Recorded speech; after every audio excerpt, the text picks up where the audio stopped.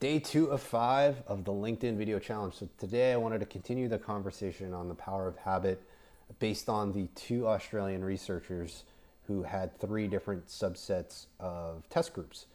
The first group being improving nutrition, the second group improving money management, and the third group improving their study habits.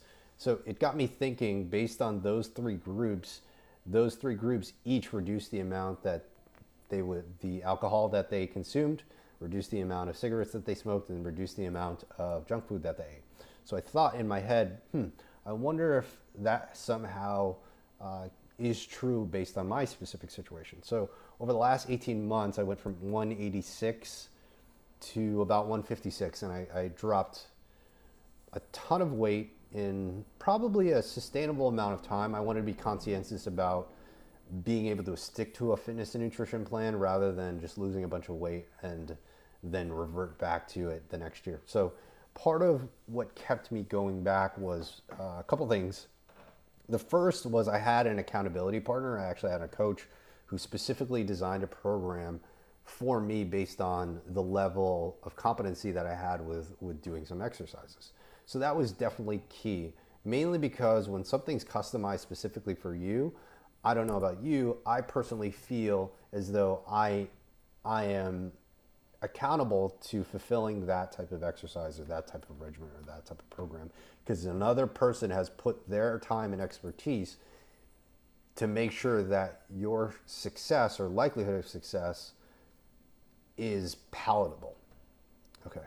Number two, I wrote everything down. So I wrote everything down and I would judge the progress of my day based on specific exercise and how I felt after those exercises.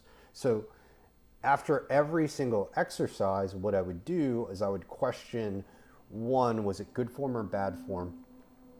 Two, could this have been a part of, could my lack of performance or good performance be a result to the amount of sleep that I had the day before, the amount of water that I drank, or the right types of food I had the day before or prior to me working out. So it created a feedback loop system for me to ask other questions as I was working out.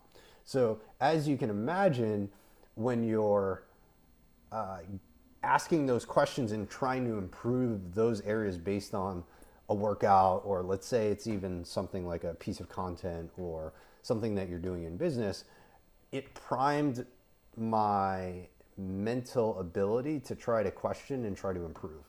So each time I went to the gym, there was kind of a new challenge for me. It was a win or loss, or is let's see how far I can go in this particular exercise, or let's see how far I can go based on the amount of weight that I put on, or let's see how far I can go with how long I can hold a plank or whatnot. To be able to have that challenge on a day in, day out basis kept it a little bit refreshing. If it was to the point where my ultimate win was to lose 25 or 35 pounds, I wouldn't have enough of a small win to keep going. So I had to mentally set up these small wins on a daily basis. And then throughout the day, I would question some of the things that I would eat or when I would go to bed at night so that I could be prepared for the next time that I go to the gym. And so as a result, being able to be committed to improving that one area of my life relayed those same questions to family life. It relayed the same questions to business life. So question for all of you, specifically Mike and Quentin, what are some of the feedback systems, loops, or whatever you want to call it, that you have where it involves other questions that you ask on how to improve? So I look forward to hearing your answer.